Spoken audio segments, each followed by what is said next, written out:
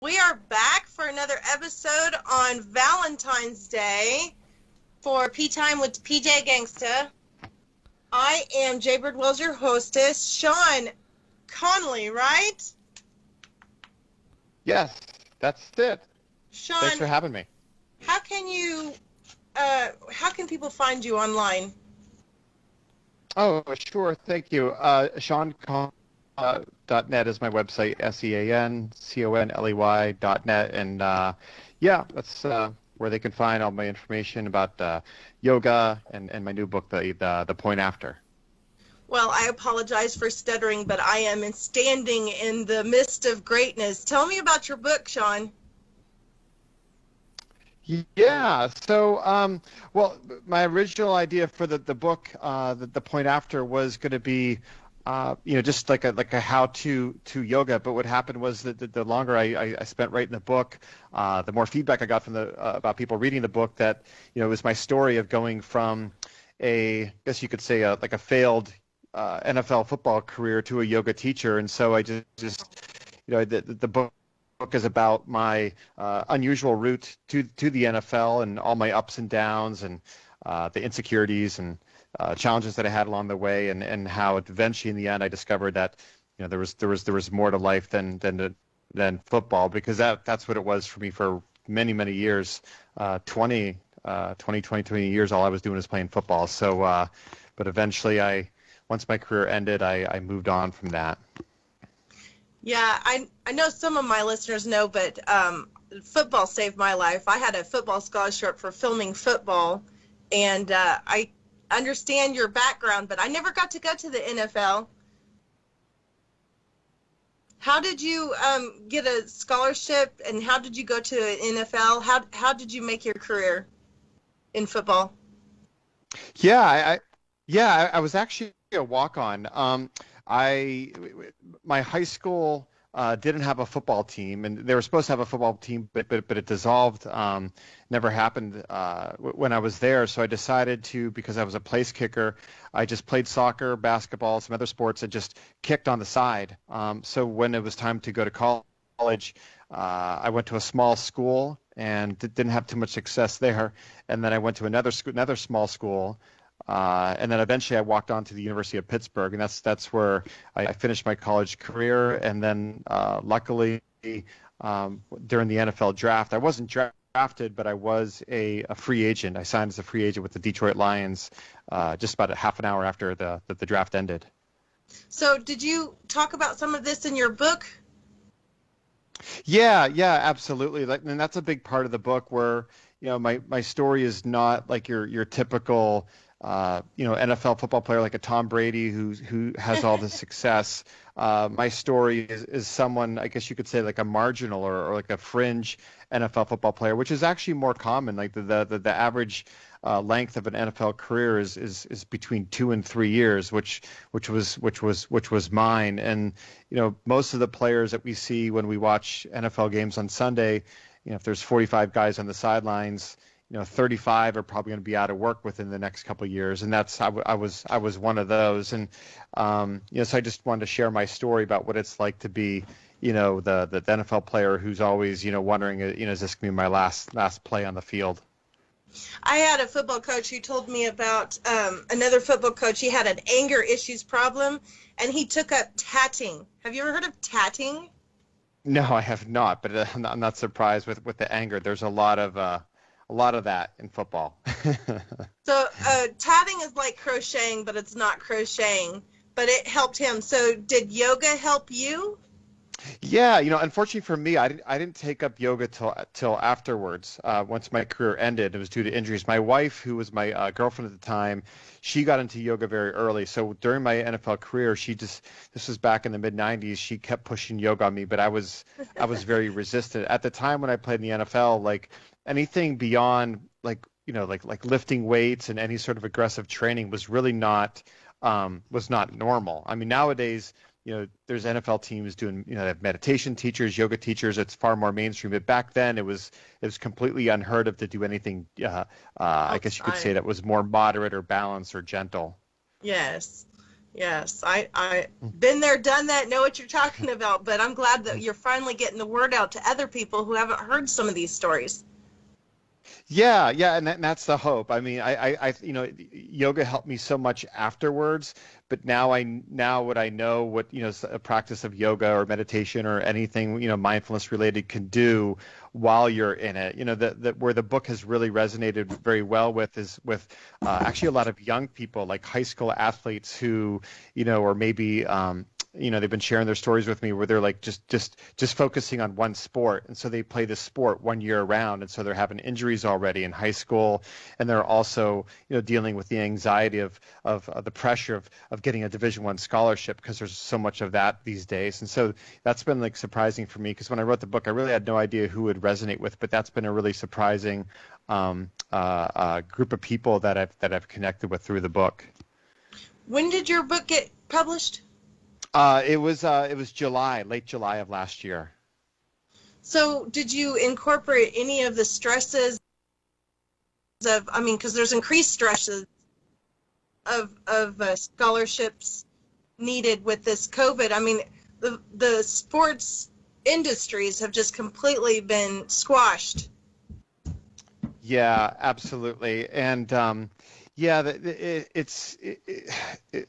I think what's happening to a lot of athletes now is like who are trying to get these scholarships, they can't visit schools, as far as I know. So they have to do everything over texting and video. And so I think, yeah, you're right. Like a lot of players are feeling like they're going to get the short end of the stick because they're not able to really, show what they could do. So it's going to be interesting, how that all rolls out for them. I know my daughter right now, she's not looking to play sports in college, but she's a senior and she hasn't visited any schools, and it's tough for these kids this year for sure.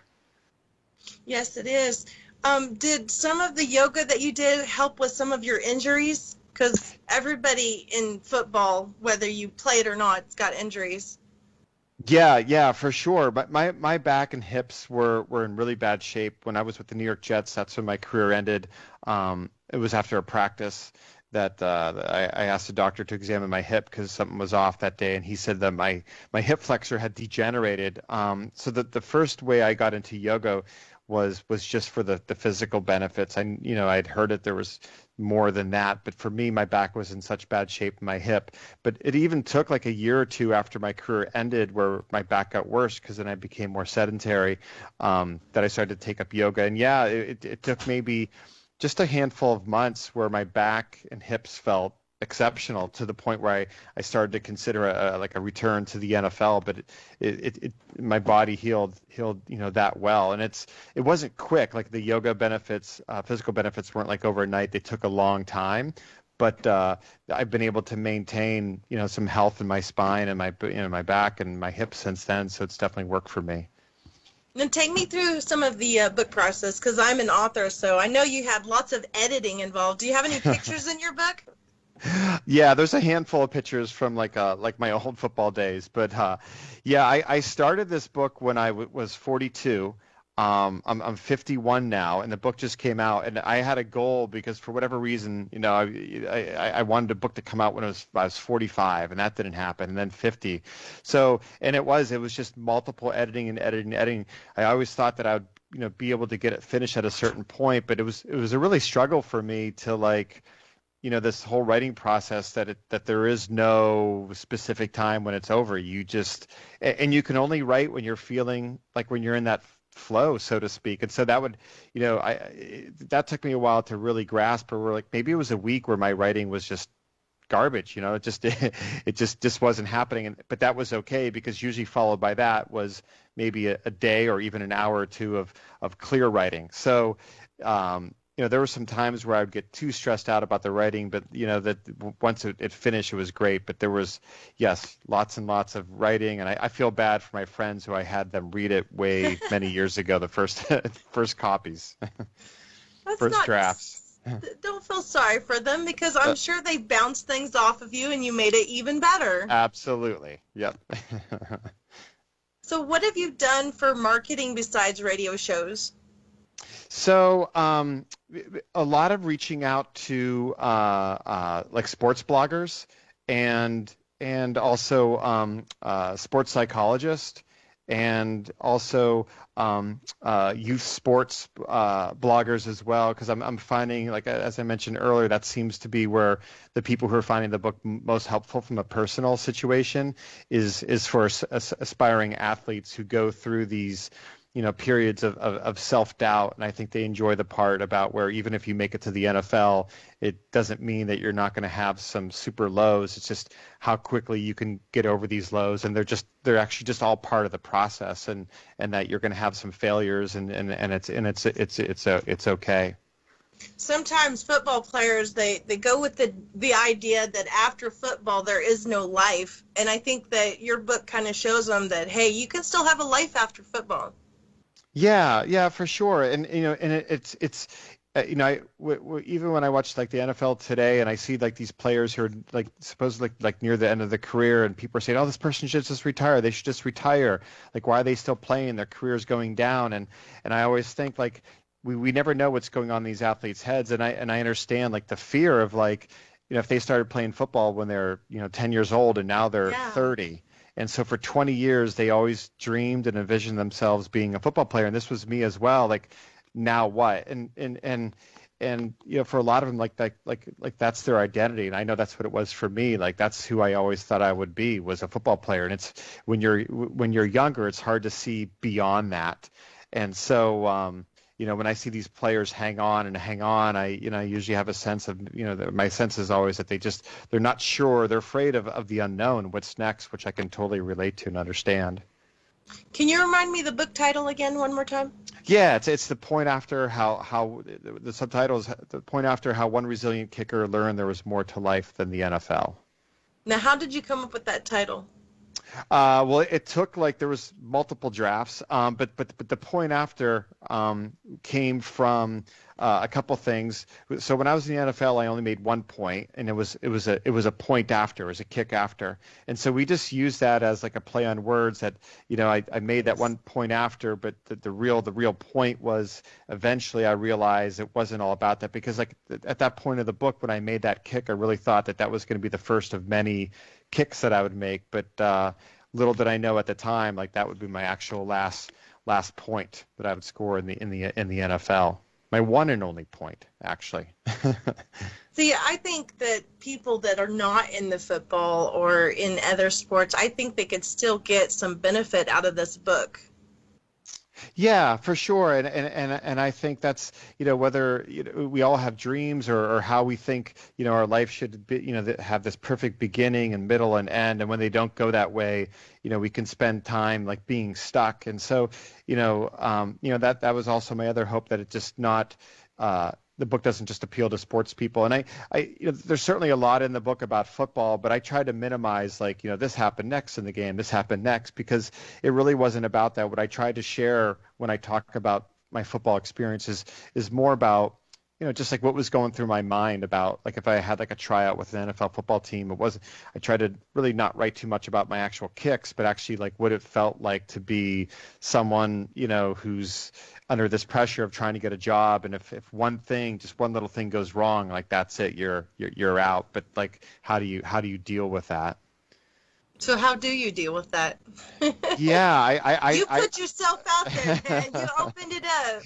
Yeah, I don't know. I think for me it was just a learning process. The first time I was cut by the Detroit Lions, I was pretty devastated. But I noticed as the failures started to grow and the more times I was rejected, I realized that I could build some resilience, because I would be cut, but then I would eventually get back on my feet and keep going. So what I realized is, there's, even if you do fail, it was hard for me, but I did realize that I did have some control over time, that I could spend less time dwelling on the failure, and I could learn from that. Because the first time, my first big failure in football was when I went to this college, this small school, Grove City College in Pennsylvania, and the head coach on the first day, because I was walking on there as well, he changed his mind. He told me he didn't need a kicker.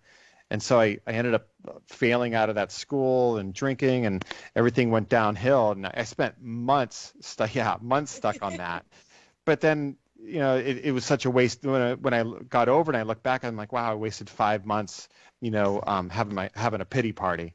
So I think that's, how I built resilience. Eventually, like my pity parties would be shorter and shorter. For those that did not see us, since you're listening on the radio, I wagged my finger at Mr. Sean, so that's why we both shared a giggle when he had said that he had given up and started drinking and stuff. So where do you go from here? Are you going to write another book? Yeah, I'm not sure. With everything that's happening right now, it's been an unusual process where I feel like I might still spend quite a few more months trying to share the word about the book. So I think that's going to happen. But beyond that, my agent who said, "Oh, you need another book," and I said, "Well, what should I write about?" And she said, "Well, like your readers would tell you." So whatever that means, like I'm such a rookie in this whole thing, but I think based on what the feedback is and what maybe people who like this book want something else, I may go from there.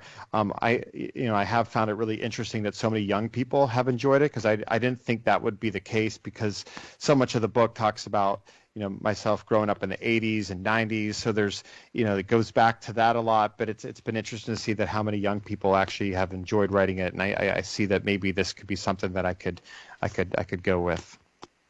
That's awesome. So do you do yoga at home? How are you doing yoga these days? Yeah, right now upstairs, and my wife and I have there's a yoga room I painted and built upstairs, so we're up there a lot. But I think like a lot of people, it's really difficult to stay motivated, so we're not practicing as much and as long as we did. But my goal is always just 10, 15 minutes a day, because I know that helps at least something. So have you considered doing some live feeds of your yoga to help your fans connect with you? Oh yeah. So we were doing, well, actually we were doing outside last summer, but we've been doing live actually up until about a week ago.